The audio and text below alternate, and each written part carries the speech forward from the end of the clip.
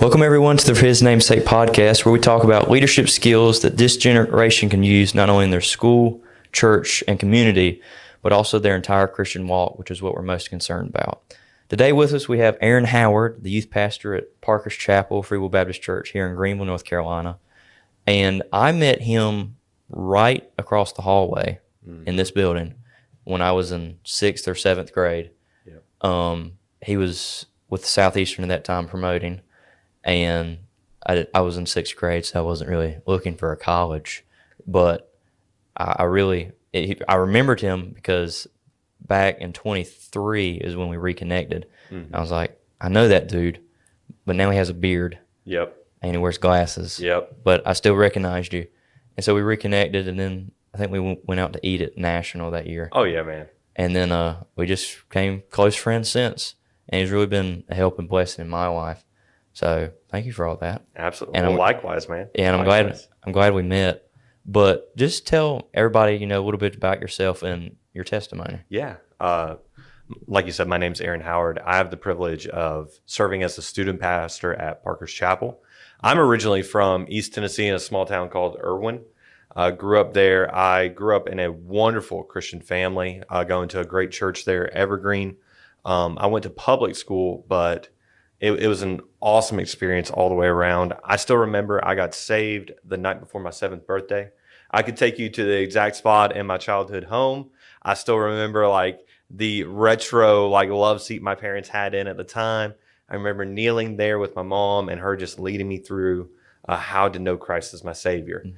And once again, I grew up in a great home and a great church, going to a great public school. And I think all that really was a factor in me being who I am today. And I remember I was 15, a sophomore in high school, and I had started to feel like the Lord was calling me to preach. And I didn't have this big revelation. It was really just the Lord put a passion in me, and I couldn't escape that passion. And so I wrestled with it. I ran from it. But eventually the Lord, and what I found out, just like Jonah, you can't outrun God. And he caught me, and I surrendered the call to preach at 15, and then graduated from Unicoi County High School, went right over to Southeastern FWB Baptist College in Raleigh, North Carolina. Had a wonderful experience at Southeastern, met some of my dearest friends that I could ever ask for, that are brothers in the ministry who encourage and exhort and challenge me and make me better. And of course, met my beautiful bride there, Brina. And that alone makes it worth it. I went to Southeastern, had an awesome experience. And I guess they liked me enough to where they wanted to hire me on. And I served for about 2.5 years as the recruitment coordinator, which was a wonderful experience. And in a lot of ways, I basically got to serve as a little miniature evangelist that recruits people to go to Bible college, mm-hmm. which is how I ended up at Temple and meeting you. Yeah. And that was a really cool experience for us. And we loved traveling. We loved visiting so many different churches and schools. And I love preaching. And that's one thing about ministry that I enjoy. And so we did that for a while. And then the pandemic hit. And we had some life change take place. My mom passed away right before the pandemic started in January 2020. And then my wife's dad passed away in September of 2020. And when you lose a parent, it changes you and it challenges you, and you find that the Lord comforts you. And so that was a big life-changing moment for us. And along with the pandemic, my travel schedule came to a screeching halt. And in the process of that, I basically got to fill in for a church that didn't have a pastor. And it's Corinth FWB Baptist Church in Dunn, North Carolina. Some of the sweetest people you would ever meet. And it was like the Lord used the pandemic. He used mine and my wife's parent passing away, and then pretty much getting to play interim pastor at this church to recalibrate who we are. And soon enough, and my boss at Southeastern knew this was going to happen, but our desire to be in a local church just grew, and we couldn't escape it. And we wanted to slow down and settle down and get off the road a little bit. And the Lord began navigating that next transition, where we went down all the way to Tampa, Florida, and served at First World Baptist Church with Woke Beauchamp, My wife and I both taught in the Christian school that's connected to the church, Sefner Christian Academy. And I cannot speak highly enough about the people and the place and the position I had to serve in. It was absolutely outstanding. And we spent 3 years there, and that was that, and of course I'm still fresh from that transition, but it was simply incredible. We saw God do things I could have never imagined or dreamed of. And I'm thankful that he did that. And then, of course, the Lord has authored a new transition. We felt like the Lord was closing that chapter, and just due to circumstances and even passions within us beginning to change and looking to the next stage of life, the Lord opened up a door. And at first we didn't want to walk through. And what I figured out is when you tell the Lord no, he's going to make sure that he wants you to go there. And so Pastor Gene Williams over at Parkers Chapel called me. We prayed about it for a little bit. I told him no, I'm not really interested. And then like clockwork, man, the Holy Spirit tore me up for 2 days. I'm telling you, I couldn't eat, I couldn't think, I couldn't sleep, I couldn't function. And ironically, Brother Gene calls me 2 days later, which was on Thursday. And he's like, hey, how you feeling? And I'm like, not good, man, not good at all. And so that was one of those moments where all right, we don't want to leave. We're not really looking to leave, but we know we need to leave, not because of a people, not because of a circumstance or even a set or we're upset or frustrated. It's that the Lord is urging us to go. And so we moved up here, and I think I've been in Greenville for a whopping 4 months. Still pretty green around the ears, getting used to it, understanding how Greenville Boulevard works, but and the madness of ECU's back in session. But man, it's been wonderful, and it's been refreshing and relaxing and encouraging to be back up in the Carolinas. We didn't do it for this reason, but one benefit is we're closer to a lot of people we know, and so I've been able to spend a lot more time with friends like you. Been able to spend more time with family. And just set up for that next stage of life. And so we're thrilled about that. Right. And I know you mentioned a little bit about it, but what are some of the leadership positions you've had over the years? At Southeastern, and it really depends on how you look at leadership. I had the privilege to be the sound guy for the ensemble for 2 years up there. And that was really, really encouraging. I really didn't even know what a soundboard was. And then they approached me like, hey, well, would you be interested in being the sound guy? And I'm like, I have no idea what I do, but sure, I'm willing to do it. And that was a really incredible experience, traveling, ministering week in and week out. And that really set me up for my job there. And I'm thankful for that. While I was at Southeastern, I served as the student body president for 2 years. And that was a good experience. Probably should have done more, but it was fun and learned a lot about leadership in that role. And then, of course, working at the college.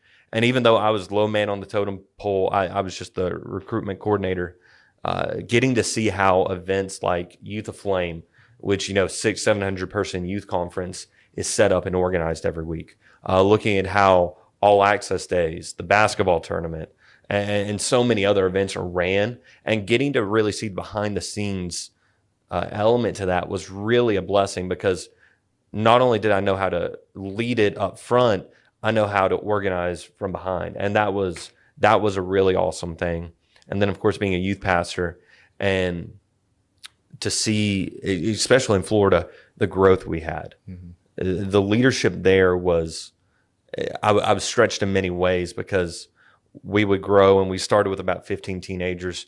We end at the end of 3 years averaging about 80 or so, and then capped off, of course, the final night. The final goodbyes had 125 students, which was awesome. Wow. And that was a blessing. But learning how to prepare and demonstrate growth and equip our students for that, and then getting ready for the next step. And then, of course, serving in the Christian school there, I had the privilege to teach 2 8th grade boys Bible classes, and then I did a dual enrollment class for a nearby university, Southeastern University. And so I was teaching at the collegiate level, functioning as a little bit of an adjunct for them. Love that. And then I was also the assistant campus pastor. So I'm doing a lot with chapel. I'm doing a lot with discipleship, just helping students in any way they need to be helped. And that was that was a very enriching and busy time. And I loved it, man. It was great because you learn so many different facets of leadership and you're applying it as you go. Right. And we can clearly see that he had a lot of experience in multiple fields. And through all those fields and all those opportunities you've got, what would you say is one of the main characteristics of leading? I may say this just because ironically, we are walking through a series in our youth group, and I just talked about serving. And I think anytime with leadership, you have to be a servant leader. And one of the key components to be a servant leader is you have to embrace humility. Because humility is understanding that what I'm doing is, at the end of the day, I may exert effort, but I realize I need God's help in this. And that was one of the things that was just a big kicker for me, is in whatever position I go into, I need to embrace humility. I may have had success when I was a student at Southeastern, but that doesn't mean I'm going to have success when I'm staff at Southeastern. I may have had success as a recruiter. I don't know how that's going to go as a youth pastor. Right. I may have had success in Florida. That doesn't mean I'll have success in Greenville. And at the end of the day, we know it's the Lord, according in the book of Acts, that gives increase. I just need to be faithful to serve, and I'm going to serve in the right manner when I do it with humility. Right. And that's been a key for me. And the Lord has often had to remind me of that. It's not something I've perfected. It's not something I've mastered. And it's something that I need to do daily. And I know you know this. I know this, that when you experience success in ministry, even though you recognize it is from the Lord, it is so easy to get prideful. And we have to strip ourselves of that pride and embrace humility. Right. And in those moments when we do embrace humility, we are becoming more like Christ. Right. So that's definitely been a big key that I've learned over, my short time in leadership. Right. And that's really gone really good with last week's of being more like Jesus and really going sermon I'm preaching on Sunday with being more like Jesus, and it's all kind of coming together because I've heard it so much, especially these last few weeks, of being a servant leader. Yeah. But not only being a servant, but being humble about it and maybe doing the things we don't want to do. But not only being a servant and being humble, but loving through everything. Yeah. And, through that, who is someone that you look up to or maybe shows that characteristic? Man, there's quite a few people. I think our staff at Parkers Chapel is the definitions of servant leaders. Whether you're looking at Gene Williams, John Johnson, you're looking at Sam Harris, Robert Sproul, you even look at Brother Adam Henson, who just transitioned from there. All of them, servant leaders. I really thought that when I came to North Carolina and I came to serve at Parkers Chapel, I felt like I knew how to work. I thought I had like a strong work ethic. And, I'm going to put hours in the office, and I get around these guys, man. And they make me look like a bum. It's crazy. And even on the day-to-day, when we have events, when we have services, you see them go out of their way to pour into others and to serve others and to make sure everything is done with a standard of excellence. Right. And that is something I appreciate. I look at some other people in my life. Chris Edmonds, who's my youth pastor growing up, he's currently working at Faith Church in Goldsboro. Fantastic. Servant leader, 100%. He would never tell us to do something that he was not already doing and leading through. I look at people like Noah Taylor, who's my pastor at Evergreen, and does outstanding. And as I've realized, as I've gotten older and closer to these individuals, they embody it. They're all servant leaders. Jeff Jones over at Hilltop, man, Brother Jeff has an incredibly busy schedule, always, and even as he's taken on the role of president at Southeastern, but he still serves. Right. And knowing these guys are never above serving, even though they're incredible leaders. Right. I think it's incredible, man. I love it, and I look up to them, and they're all my heroes in one shape or form. Right, and it's something a lot of people look up to. And that characteristic of being a servant is so key.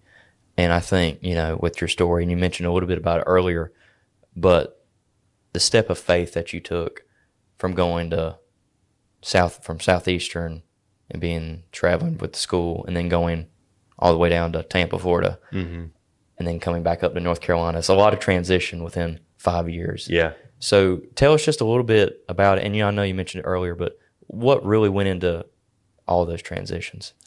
Really just knowing the Lord was closing a chapter and sensing that he's preparing something new for us. And with Southeastern, to some extent, in that position, there is an expiration date. You want it. And I was not built for recruiting. I loved it and I enjoyed it and I'm thankful for it, but I wasn't passionate about it. And the Lord clearly in that time started to make me more passionate about the local church. And as I'm serving there, and man, the Lord just opens up a door for us to go to Tampa, Florida, which to my knowledge, no one on the church staff has ever been a graduate from Southeastern.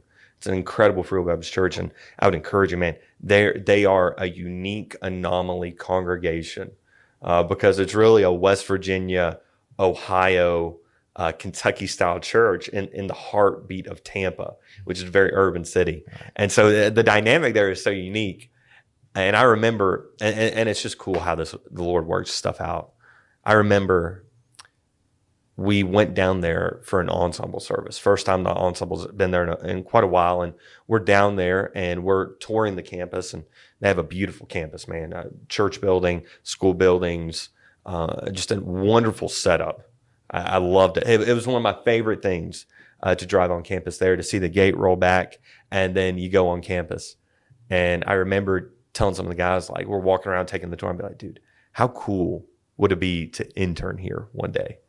And then I didn't even know about, 3-4 years later, the Lord's like, well, you're not going to intern here. I'm going to send you to serve here. Mm-hmm. And I was like, all right, Lord. But it was nerve wracking. It wasn't easy. I'll tell you that.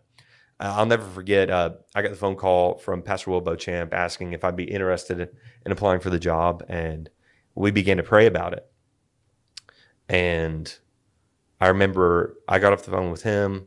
And sometime in that span, I called my dad just to let him know that I just had a job offer from Florida. I haven't said I'm going to take it yet. I just have a job offer. And I remember he began to weep on the phone. And that was one of those moments where it begins to set in that if the Lord takes us down this path, we're going to be further away from our family than we ever have been. We're going to a place where we know virtually no one. I only knew one person in that area, and I had grown up with him in high school, and he went to Southeastern for a bit, and his family is from that area in Florida. And so we began to process that. There's always a risk, and Christ tells us to count the cost. There's a cost if we were to go there. And I guess, man, I just have this habit of telling people no, and the Lord going, you may have said no, but I'm going to tell you to say yes. And so I told Pastor Will Beauchamp, no, I'm good where I'm at. Thank you for the opportunity.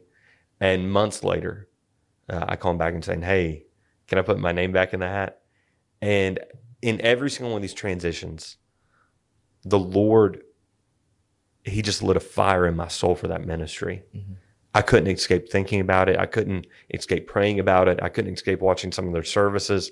And it was like the Lord was just drawing me in and giving me a passion and a desire for that flock, for that group of people. And when we went down and visited, Pastor Will explained to me the situation. They'd really been without a youth pastor for about a year or 2 years. The guy before had done an outstanding job. He's actually crushing it right now in Nashville, leading a missions organization and leadership organization, doing outstanding. But they had a gap between whenever he transitioned and when they were going to get the new guy. And COVID happened, pandemic, all that stuff played a major factor for them. And I remember he's told me, because I really didn't know if I was going to be a good youth pastor. I still don't know if I'm going to be a good youth pastor. But we're sitting in the parking lot, and he looks at me and he says, man, these kids just need two things. These teenagers need two things. They just need someone who's going to preach the word to them and love them. And I'm not really funny. I'm not very gifted in many areas. I'm not uber creative. I don't really know what my gift set was going to be. But I knew that I could do those two things of loving them and preaching to them the Word of God. And I can say, looking back after spending 3 years there, that was what was necessary for it to grow. Right. And I think that's true for any ministry. And so the Lord began to author that transition. And there was, there were good opportunities to stay in North Carolina, great opportunities even. But the Lord had made it clear we needed to go there. And I'm thankful he did. It's a unique place, and we'll get to that in a moment. But seeing how he authored that transition and knowing that I was smack dab in the middle of God's will, even moments after getting there, just some of the stuff that the Lord was doing. And I don't think it's because I was there or my wife was there. I think it's just we were obedient to the Lord. And when you're obedient, God will bless. I think that's just a component of it. And it was incredible to see him author that transition to us going down there. And I'll never forget, my last big event with Southeastern was Eat the Flame. And I got to preach it that year, do that, go back, and we're packing up where we were staying at Southeastern.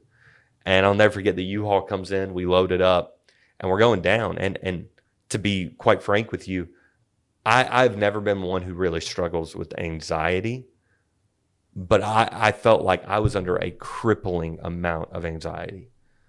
I had lost a very significant amount of weight. I couldn't really eat or keep food down. And really for about 3 weeks, I struggled with that before, during, and after that transition. I remember we were going down the road. At that time, we only had one vehicle. It was our little Toyota Camry. It's packed to the gills. And we made a bonehead decision. One of the greatest decisions we ever made, but a slight bonehead decision. Right before we moved, 10 hours away, the day before we go buy a puppy, which is our wonderful Corgi Rex. And I can't imagine life without that dog. Yeah. And we're going down the road, and I started to have like a little bit of a panic attack. And that is a foreign concept to me, man. Never had anything like that ever in my life. And so we're going down, and I'm stressing. I'm filled with anxiety and worry. I'm nervous because I didn't know what was going to happen. I'm going down. I know this is where the Lord's called me, but I still had fear within me. I knew he was calling me there, but I still was wrestling with some of that fear, worry, and anxiety. And that was a battle. But it meant the world to me that when we got there, to just God take care of all of it. And reminding myself, man, he hasn't given me a spirit of fear. Mm-hmm. He's given me a spirit of courage. And I can be confident in what he's called me to do, knowing that he is already authoring every step and every move and everything that's going to take place there. Right. And that was a big moment for me in my walk with the Lord. And my wife is over here. She's just a rock star, man.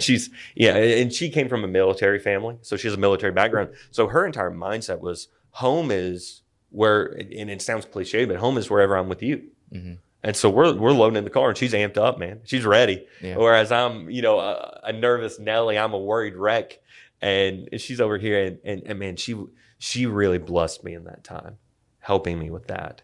And we get down there, and well, the rest is history. Right. It was a wonderful transition. Right.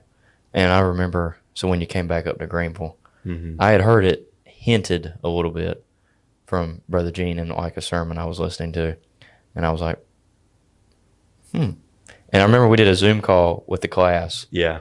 And you told me later that when I said, well, we're going to see each other this summer, you'd be like, oh, we're going to see each other a lot now. Yep. And I was like, and then I finally figured it out. And I remember calling him. I was like, bro, why did you not tell me?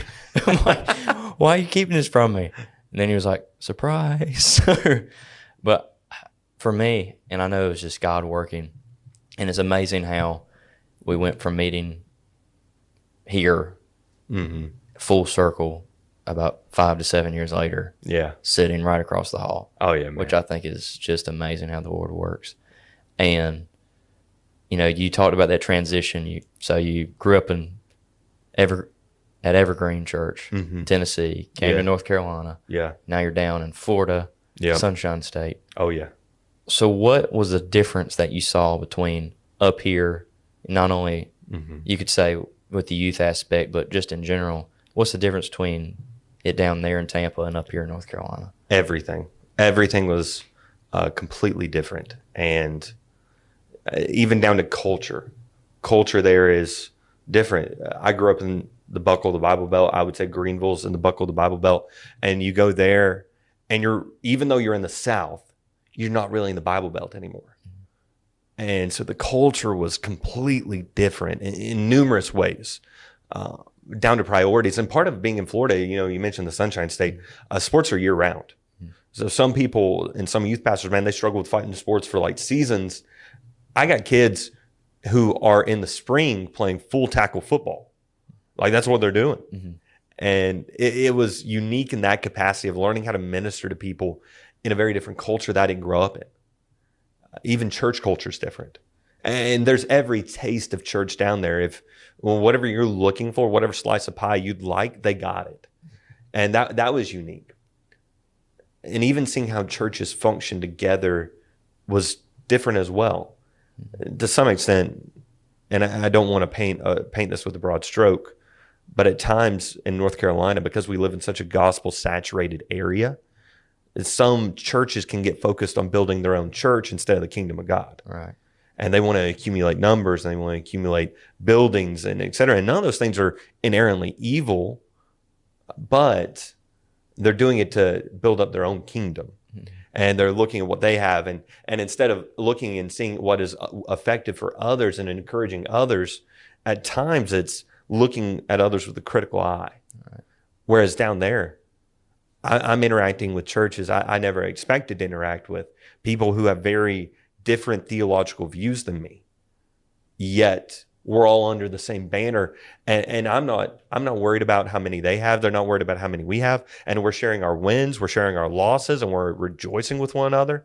And it was this entirely different culture, because down there are so many people that need to hear the gospel. There's so many people who need to be discipled and reached with the gospel of Christ that it doesn't matter. I'm not worried about taking something out of your pot. We're just trying to win people to Jesus. And that was eye-opening. I remember even getting some advice when I first got down there from a guy who we're on separate planes of existence in terms of theological views on many things. But he gave me one of the best pieces of advice I'd ever heard regarding youth ministry. And I appreciated that. It was incredible. Another major difference I noticed was the pace of living. The pace in which those people live is unbelievable. They're going 1,000,000 miles an hour, not just on some days, every day. It doesn't matter what season it is. Everybody's moving quick. And I'm somebody who loves to be busy. I try to have not many gaps in my schedule. Unfortunately, I don't plan life with many margins. And that kind of gets me at different points too. But the pace of living was incredible. Everybody's moving 1,000,000 miles an hour. There's always something to do. I mean, where we were in Tampa, you're an hour from the beach, you're an hour from Disney and Universal. You have everything at your fingertips. And so people are living their lives 1,000,000 miles an hour. And so at times it was challenging to try and get people to stop, slow down, breathe, and let's attack the Bible together. Let's look into the Bible together. Let's worship together. Let's pray together. People get used to living at such a pace, and you can see it. They're exhausted. We were exhausted, and we're in ministry. And that was a unique component that was really intriguing, one that I think we handled really well. And then I would say in youth ministry, the teenagers are different. Whenever I first got up here, one of my teens at Parkers Chapel, they asked me, they're like, hey, what's different between your youth group here and your youth group down there? And I looked at her and I said, everything. I feel like I'm dealing with completely different kids. And one of the things that can kind of happen, especially in the Bible Belt, is, because cultural Christianity is a very prevalent thing, even now post-COVID, you have some kids who are really good at playing the game and putting on the mask. And I'm not saying we didn't have any of that down there in Florida, but it wasn't as prevalent. We had a lot of kids express to me where they were. We have one kid, I love him to death. His name's JJ. JJ, I'll never forget, he starts coming to our youth group, and we're going on a youth activity. I think we're doing like our annual putt-putt classic. And we're on the bus, we're riding to the putt-putt course, and JJ's wearing like a Black Sabbath t-shirt, which is cool, man. I rock with it. All right, And he goes, and he's got his headphones on. He goes, Pastor Arron, have you ever listened to this Metallica song before? I'm like, JJ, I don't want to listen to Metallica on the youth group trip. Now, I've heard it before, but that's neither here nor there. And it was cool though, because I see him grow. Now, does he still listen to Metallica and Black Sabbath? He probably doesn't. That's between him and Jesus, as long as he's thinking on the right things. Mm-hmm. But to see him grow, he goes from being a kid who was very open about where he was to eventually he's singing on our praise team. Yeah. He became a key leader for us. And that was really awesome because a lot of the growth you saw was very visible. Right. And the kids were very honest with where they're at. And I appreciated that because it really helped. It really let me and let others help them where they're at. Right.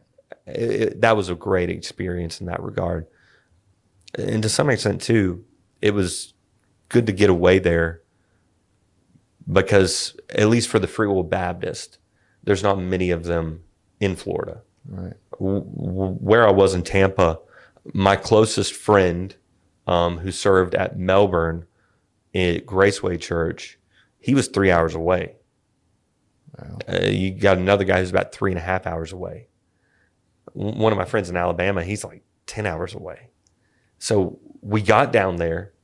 There's really nobody around us. We don't really know anybody. I'm kind of away from everything I've ever known, and to some extent, everything I've ever been taught. And I had to unlearn some things and relearn it a different way. And really, I would say this, Casey, I had to figure out who I was. Right. And I'm thankful for that. Right. When I got down there, I was able to figure out who Arron Howard was. And my wife did the same exact thing. We figured out who we were. We figured out our preferences, our standards, our convictions. We figured out where we stood on certain matters. We found out what hills are worth dying on in youth ministry. And we're in church ministry in general. We understood how to minister to people where they're at, even though they're very different than us. I'll give you a short story. One of my greatest joys was teaching Bible. I loved it. Mm-hmm. I love the structure. I love the schedule. I love the conversations. And my 8th grade Bible class was really more conversational. And our Christian school was very diverse. We had about 800 to 900 students, and they ranged from people who were unsaved to a very wide range of denominations represented in our Christian school. And one of our students was more egalitarian in his theology, and they allowed for women pastors, and I'm more complementarian. That's just where I line up on the side of the ball, and I don't necessarily approve of that. I don't think it's true to Scripture.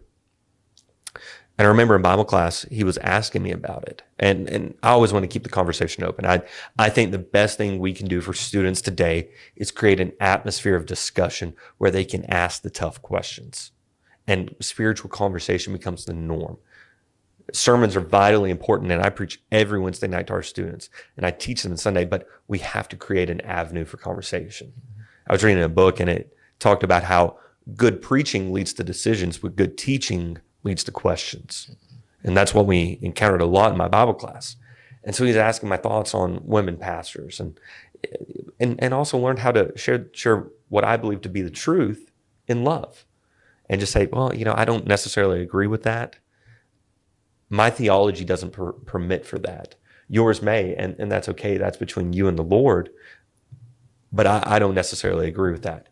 That doesn't mean I oppose you. That doesn't mean we're no longer on the same team winning people to Jesus. I just wouldn't approve of that. And he respected that answer. I had a student that I love recently answered the call to preach.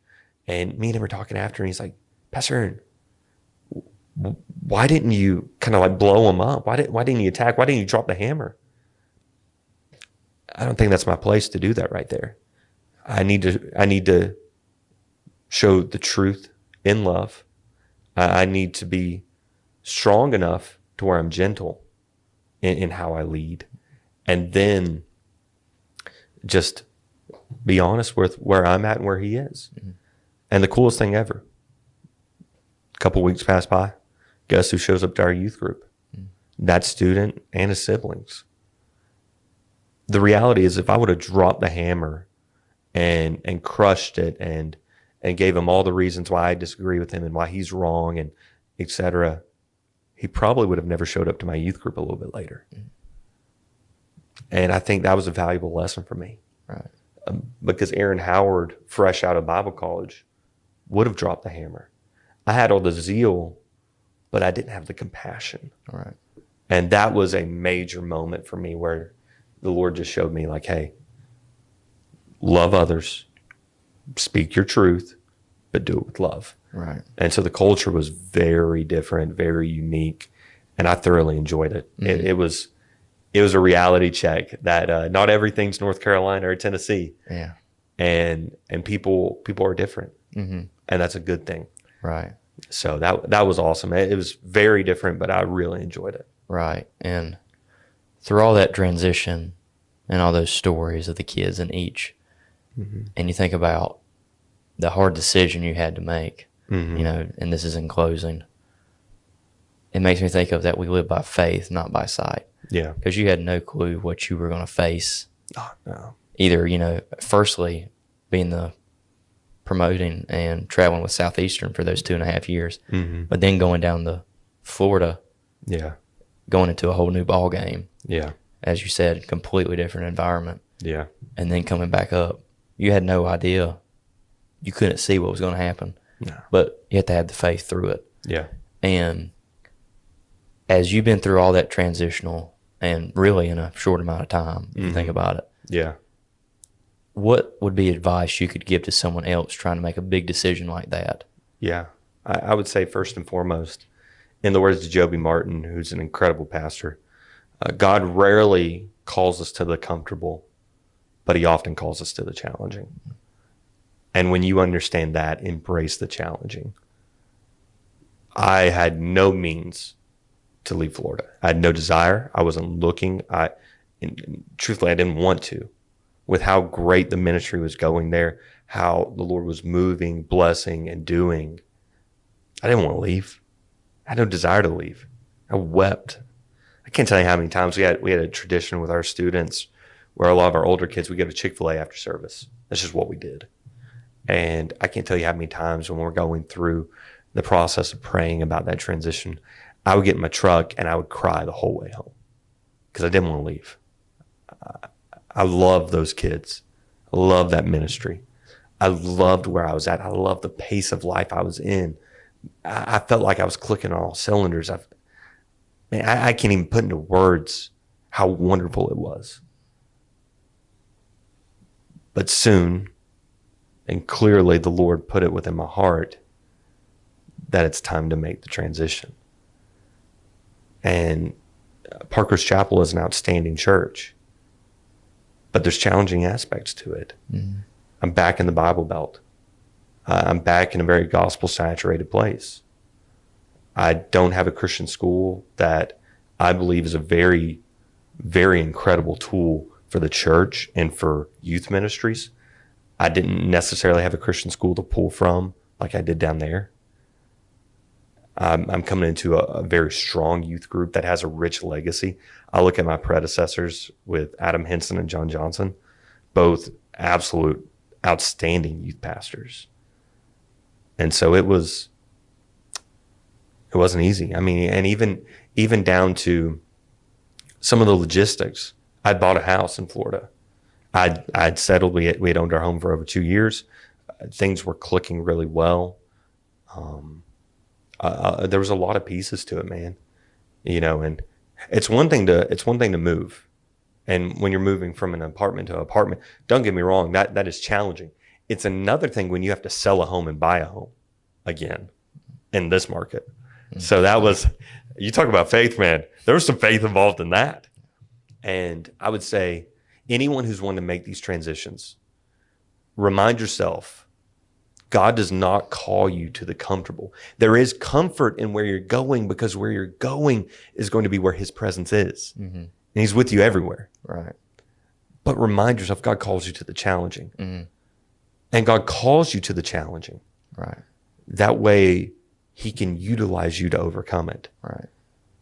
By serving, by leading, by embracing that humility, you're able to take on those challenges, knowing that God's working in you and through you. And I often go back to what Paul prays in Ephesians 3, talking about how God is able to do exceedingly abundantly more than we could ever ask or think. And it's his Spirit that is working in us and through us. Right. And so understanding that, knowing that if God's calling you to it, he's going to use you in it. Mm-hmm. And embrace it. Right. I didn't know when I was in Bible college, I'd end up working there in Tampa.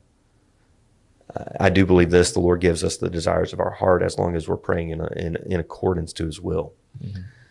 And I'm thankful for that. Right. At the same time, I always dreamed about working at Parkers Chapel. Right. And the Lord opens up that door, and I didn't really want to walk through it at first, but it's the door I need to walk through. Mm-hmm. And to even see right now how refreshed and renewed I've been since stepping into this new role, and already see how the Lord is working. I mean, this summer, man, we had 7, 8 of our young men answer the call to ministry. We're seeing plenty of students become part of our youth group, seeing students take that next step in baptism. All these things are incredible, and in some ways confirmation. Mm-hmm.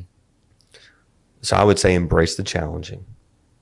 Have faith, knowing that if God's called you to it, he's going to use you in it and through it. And trust the Lord. Mm-hmm. Trust the Lord. And it makes me think of a quote that my youth pastor said all the time: get comfortable being uncomfortable. Mm-hmm. But if we go to the uncomfortable, God will make it comfortable. Absolutely. Absolutely. And he will help us through it, even though it's going to be uncomfortable at first. But yeah, if we put our trust in him, he will get us through it. Yeah. And we end up loving it, because that's where he's put our heart. Oh, yeah, man. Oh, yeah. But I want to thank you for coming on today and sharing with us, that step of faith that you took. For sure, man. And I know it was a big step, but it's worth it in the end. Absolutely. Because ministry is always worth it. And I know at the end of the day, you did it all for him, because it's never about us. Yes, sir. But thank you for coming on today. Absolutely. Thanks for having me, man. I hope we can have you on again sometime in the near future. And hope to see everyone next week on next week's episode. And I will see y'all soon.